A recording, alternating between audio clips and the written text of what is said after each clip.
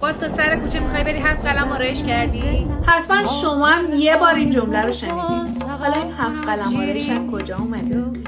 7 قلم آرایش ریشه تو فرهنگ و تاریخ ایران داره و به استفاده از 7 ماده آرایش سنتی اشاره میکنه که زنای ایرانی از زمان صفویه برای آرایش کردن خودشون استفاده میکردن. خانم‌ها اون موقع انقدر به آرایش کردن علاقه داشتن که این 7 ماده رو موقعی که فوت میشدن هم با خودشون دفن میکردن. حالا این 7 قلم چیان؟